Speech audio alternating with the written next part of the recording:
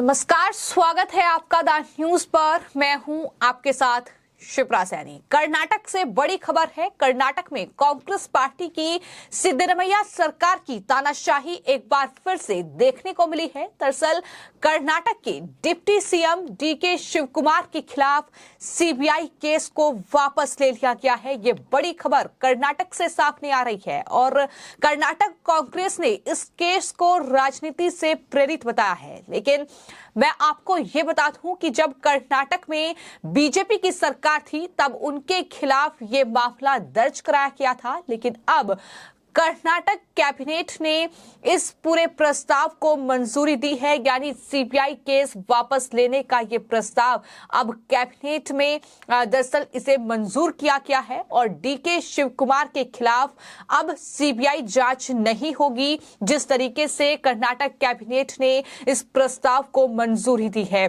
तो डीके शिवकुमार जो कि कर्नाटक के डिप्टी सीएम हैं, उनके खिलाफ 74 करोड़ रुपए का ये पूरा आय से अधिक संपत्ति का मामला, जिसमें सीबीआई जांच चल रही थी। लेकिन अब इस तरीके से सिद्धरमैया सरकार ने इस पूरे मामले को लेकर एक तानाशाही रवैया दिखाया है और कर्नाटक कैबिनेट ने इस प्रस्ताव को मंजूरी दी है, जिसके बाद ये सीबीआई केस जो है वो वापस ले लिया जाएगा। यानी सीबीआई जांच अब डीके शिवकुमार की नहीं होगी।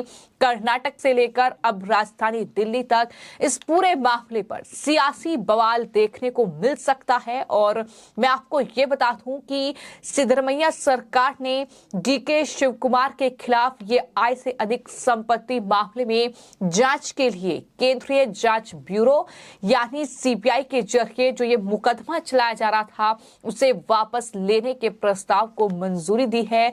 गृह विभाग द्वारा राज्य पुलिस और साथ ही लोकायुक्त को जांच सौंपने का जो प्रस्ताव है वो राज्य मंत्रिमंडल के सामने रखा गया था। यानी इस पूरे मामले की जांच सीबीआई ना करे, राज्य पुलिस और लोकायुक्त इस पूरे मामले की जांच करे, ये प्रस्ताव था जिसे मंजूरी दी गई है। तो जाहिर तौर पर ये कहीं ना कहीं एक ऐसा फैसला जिसको लेकर कर्नाटक में काफी सियासी बवाल देखने को मिल सकता है। It is not question of necessity or otherwise. The government has looked into the way the decision was taken while handing over the case to CBI. See, there is no government order. It is told that the Chief Minister has orally said and the Chief Secretary has acted. It is unfortunate.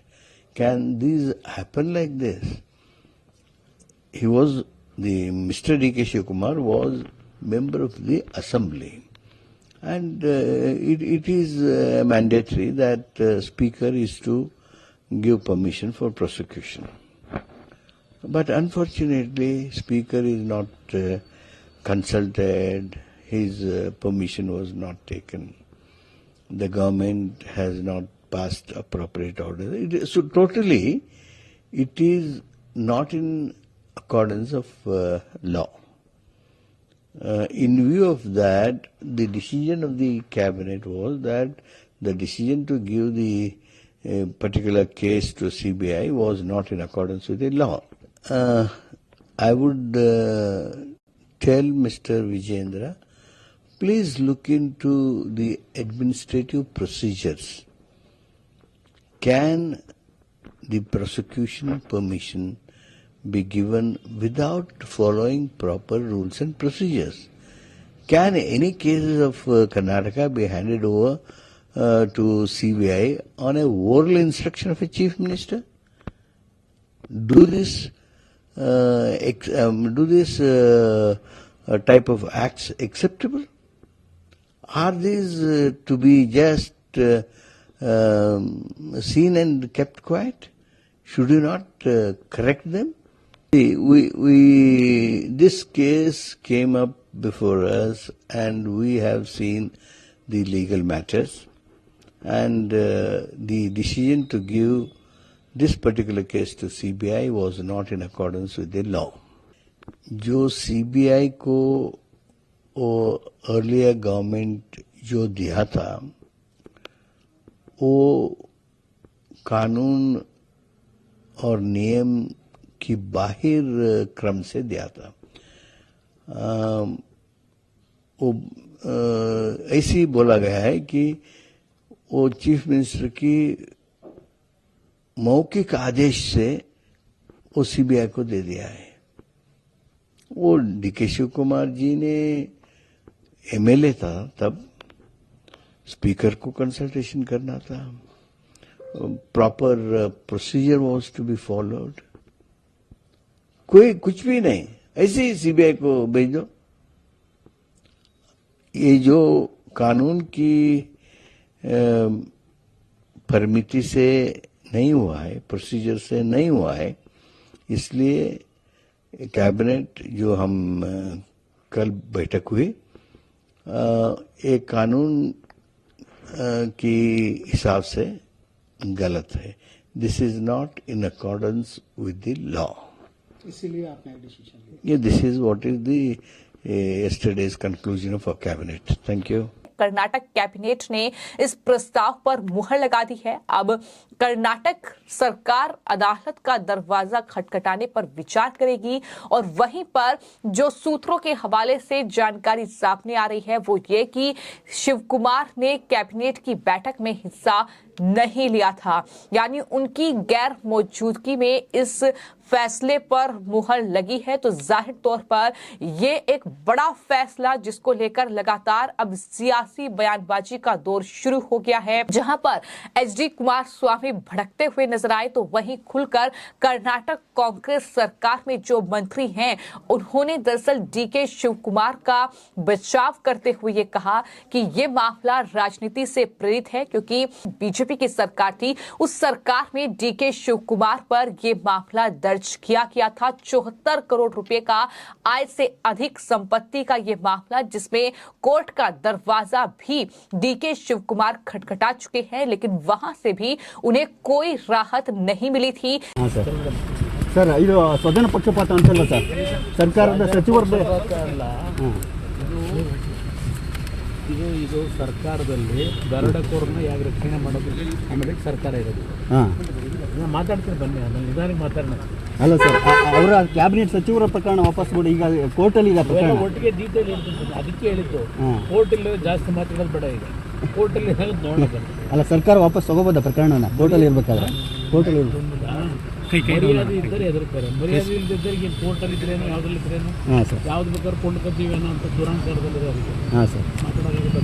ಹಾಂ CBI से इस पूरे मामले में court ने जवाब मांगा था। सीबीआई अपनी जांच पूरी कर चुकी है और हाईकोर्ट की तरफ से यहां तक कहा गया था कि हम इस पूरे मामले में दखल नहीं देंगे, क्योंकि सीबीआई इस पूरे मामले की जांच कर चुकी है। तो इस सब के बावजूद इस तरीके से सिद्धरमैया सरकार यानी कर्नाटक में कांग्रेस पार्टी जब से सत्ता में आई है, इस तरीके के फैसले लिए जा रहे हैं। पिछली जो बीजेपी की सरकार कर्नाटक में थी, उस सरकार में जो फैसले लिए गए थे उन्हें कहीं ना कहीं बदलने की परंपरा जो है कर्नाटक में शुरू कर दी गई है। लेकिन अब ये बड़ी जानकारी सामने आ रही है कि सिद्धरमैया सरकार जो है वो अब कोर्ट का दरवाजा खटखटाने पर विचार करेगी, क्योंकि प्रस्ताव को कैबिनेट ने मंजूरी दे दी है। कर्नाटक के जो महाधिवक्ता हैं शशि किरण शेट्टी, उन्होंने शिव कुमार के खिलाफ मामला वापस लेने का प्रस्ताव जो है वो रखा था। वहीं मैं आपको ये बता दूं कि कर्नाटक के जो महाधिवक्ता हैं शशि किरण शेट्टी, उन्होंने शिव कुमार के खिलाफ मामला वापस लेने का प्रस्ताव रखा था। इसके बाद डीके शिव कुमार ने कर्नाटक हाईकोर्ट का दरवाजा खटखटाया और सरकार के आदेश को रद्द करने का अनुरोध किया था।